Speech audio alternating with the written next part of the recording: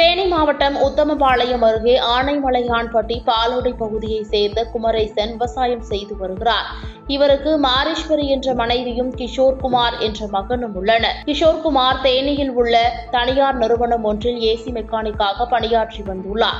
இந்த நிலையில் கிஷோர்குமாருக்கு கடந்த ஒரு வருடத்திற்கு முன்பு அதே பகுதியைச் சேர்ந்த தேவி என்ற பெண்ணை திருமணம் முடித்து வைத்துள்ளனர். இந்நிலையில் கிஷோர்குமார் மற்றும் தேவி இருவருக்கும் இடையே கருத்து வேறுபாடு ஏற்பட்டு விவாகரத்துக்காக தேனி நீதிமன்றத்தில் புகார் மனு நிலுவையில் உள்ளது. இந்நிலையில் தேவியின் தந்தை மற்றும் உறவினர்கள் சிலர் தொடர்ந்து கிஷோர்குமார் மற்றும் அவரது குடும்பத்தை தொந்தரவு செய்து வந்ததாக கூறப்படுகிறது. இந்நிலையில் தந்தை உறவினர் வீட்டிற்கு சென்ற நிலையில் கிஷோர்குமாரை அவரது உறவினர்கள் பார்த்தபோது உடல்நிலை சரியில்லாதது போல் காணப்பட்டுள்ளார். இதையடுத்து அவரிடம் விசாரித்த போது தானும் தனது தாயும் அரளி விதையை சாப்பிட்டு தற்கொலைக்கு முயன்றதாக தெரிவித்துள்ளார். இதனால் அதிர்ச்சி அடைந்த உறவினர்கள் இருவரையும் மீட்டு சிகிச்சைக்காக உத்தமபாளையம் அரசு மருத்துவமனைக்கு அழைத்துச் சென்ற போது இருவரும் உயிரிழந்துள்ளனர்.